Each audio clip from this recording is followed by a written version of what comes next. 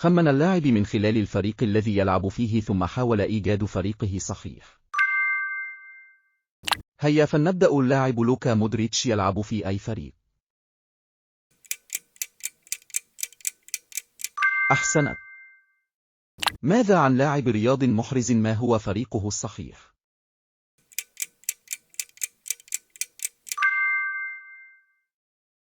واللاعب بلجيكي يوري تلماس يلعب لأي فريق؟ نعم، الفريق هو أستون فيلا.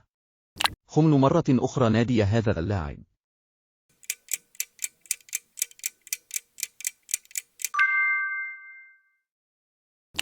واللاعب فينسيونس ما هو ناديه؟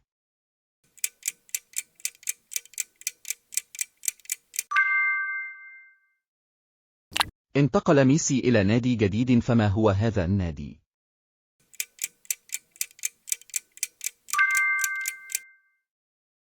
وهذا لاعب ما هو ناديه؟ خمن.